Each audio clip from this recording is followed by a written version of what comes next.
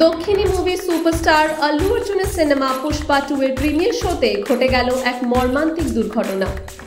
গত 4 ডিসেম্বর হায়দ্রাবাদের সন্ধ্যা থিয়েটারে এই প্রিমিয়ার শোতে উপস্থিত হয়েছিলেন হাজারো ভক্ত, কিন্তু আল্লু অর্জুনের উপস্থিতিতে বিশৃঙ্খলা সৃষ্টি হয়।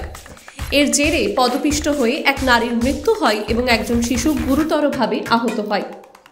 ঘটনার পরপরই হায়দ্রাবাদ পুলিশ দ্রুত পদক্ষেপ নেয়।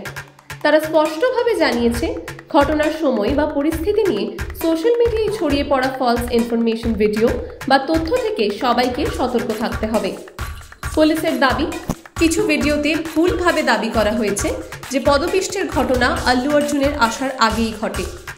এই রকম মিথ্যে তথ্য প্রচার করলে কঠোর আইনি ব্যবস্থা নেওয়া হবে বলেই জানিয়েছে পুলিশ। অভিনেতা আল্লু অর্জুনকে প্রায় 3 ঘন্টা ধরে জিজ্ঞাসাবাদ করেছে পুলিশ, বিশেষ করে তার উপস্থিতির অনুমতি নিয়ে যে বিভ্রান্তি তৈরি হয়েছে তা পরিষ্কার করতেই এই জিজ্ঞাসাবাদ। তবে অভিনেতা তদন্তে সম্পূর্ণ সহযোগিতা করেছে বলেই জানা গেছে। এই ঘটনায় মৃত নারীর পরিবারের পাশে দাঁড়িয়েছেন আল্লু অর্জুন ও সিনেমার পরিচালক প্রযোজকরা। তারা 2 কোটি টাকার অনুদান ঘোষণা করেছেন।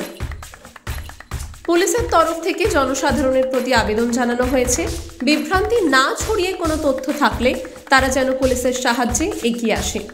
সত্য উদ্ঘাটনে তারা কাজ চালিয়ে যাচ্ছে এবং দ্রুত অপরাধীদের চিহ্নিত করার আশ্বাস দিয়েছে।